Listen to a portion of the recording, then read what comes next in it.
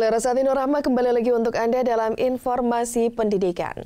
Pemirsa, program penguatan pendidikan karakter atau PPK yang rencananya akan diimplementasikan secara bertahap mulai tahun ajaran baru pada bulan Juli 2017 diharapkan staf ahli Mendikbud bidang pendidikan karakter Ari Budiman dapat menghilangkan citra sekolah-sekolah favorit dan penumpukan anak pintar hanya di satu sekolah tertentu saja.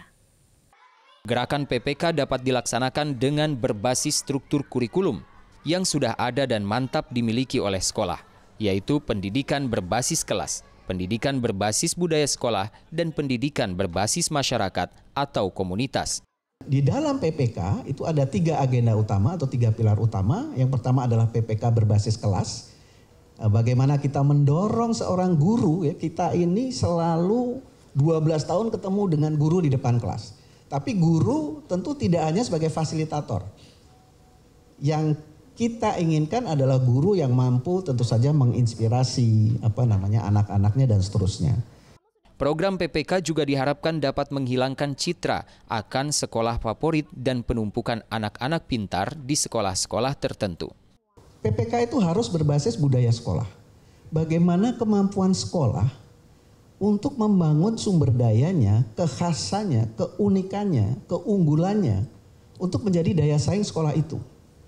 Sehingga nanti sekolah itu punya brand. Ya, jadi branding sekolah. Upaya-upaya kebijakan Kemendikbud yang terbaru untuk PPDB, ini antara lain teman-teman pasti juga sudah sangat memahami, ini untuk menghilangkan sekolah-sekolah favorit misalnya. Jadi penumpukan anak-anak pinter ya, yang datangnya dari mana-mana, itu ke 1 atau 2 sekolah tertentu. Digulirkannya program penguatan pendidikan karakter atau PPK salah satunya karena pemerintah ingin mengubah keadaan yang berkaitan dengan pendidikan dalam rangka menyiapkan anak bangsa yang lebih baik dan mampu menjawab tantangan zaman. Larasati, Aris Munandar, Televisi Edukasi. Dirjen Pendidikan Dasar dan Menengah Kemdikbud Hamid Muhammad menjelaskan program penguatan pendidikan karakter atau PPK akan dilaksanakan secara bertahap. Berikut ini liputannya. Untuk mempersiapkan peserta didik dalam menghadapi tantangan perkembangan era globalisasi, diperlukan penguatan karakter bagi peserta didik melalui restorasi pendidikan karakter di sekolah. Permendikbud nomor 23 tahun 2017 tentang Hari Sekolah mengatur jumlah hari dan jam yang digunakan oleh guru, tenaga kependidikan, dan peserta didik dalam penyelenggaraan pendidikan di sekolah. Ini dengan 5 hari kerja, ya, jadi mulai 5 hari masuk sekolah ini ya, maka beban guru nanti itu bukan hanya sekedar yang tatap muka 24 jam. Nah, ini sudah diatur di dalam PP tentang guru ya, perubahan kemarin nomor 19 nomor 2017 itu sebagai pengganti atau revisi ya dari PP 74 tahun 2008. Nah, ini semuanya dihitung mulai dari merencanakan pembelajaran, melaksanakan pembelajaran, menilai, membimbing, melatih, melaksanakan tugas tambahan dan seterusnya.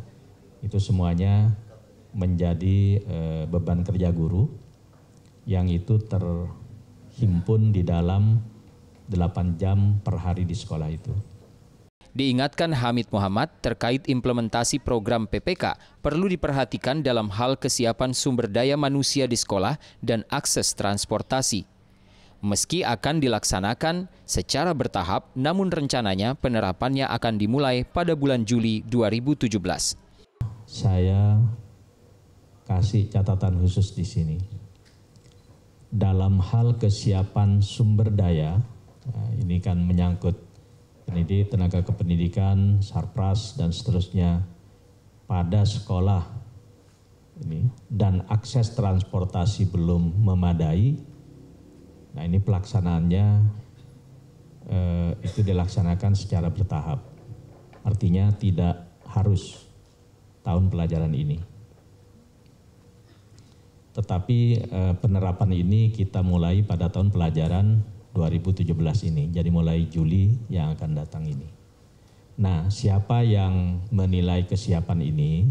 Itu adalah para kepala dinas, ya, kepala dinas pendidikan provinsi, Kepala Dinas Pendidikan Kabupaten Kota itu menilai mana saja sekolah yang sudah siap akan melaksanakan pada tahun 2017 ini. Larasati, Aris Munandar, Televisi Edukasi. Dirjen Pendidikan Dasar dan Menengah Kemdikbud Hamid Muhammad mengungkapkan program penguatan pendidikan karakter atau PPK tidak diberlakukan bagi jenjang PAUD, TK, dan sekolah luar biasa. Hal ini dikatakan di hadapan sejumlah awak media di Gedung Kemdikbud Jakarta. Meski begitu, ia menambahkan pihaknya pun tak melarang jika dari jenjang PAUD, TK, dan sekolah luar biasa tersebut ingin mengimplementasikannya. Program PPK menargetkan untuk menciptakan generasi emas pada tahun 2045 mendatang. Pada saat itu, anak-anak diharapkan punya kekuatan pada karakter dan literasi dasar. Ini ketentuan hari sekolah. Ini 8 jam sehari, kalau 5 hari berarti 40 jam. Nah, 40 jam ini termasuk setengah jam per hari istirahat, ya. Nah, setengah jam istirahat. Nah, ini yang setengah jam istirahat dihitung dalam 40 jam ini. Dihitung dalam yang 8 jam per hari ini. Tetapi kalau misalnya sekolah kurang, itu boleh nambah. Silakan nambah. Nah, ada pengecualian di dalam ketentuan hari sekolah ini. Ini tidak berlaku untuk TK, TKLB, PAUD, ya. Nah, ini di sini, ya. Tetapi kalau ada yang melaksanakan, silahkan. Kita tidak melarang. Yang kedua juga sama dengan pendidikan khusus, SLB. Jadi SDLB, SMPLB, dan seterusnya. Karena karakteristiknya yang memang berbeda, ini tidak diwajibkan. Larasati, Dodi Hendrawan, Televisi Edukasi. Pemirsa, kita masih akan menyajikan informasi lainnya seputar dunia pendidikan, namun setelah jeda berikut ini tetaplah bersama kami di Televisi Edukasi, televisi yang santun dan mencerdaskan.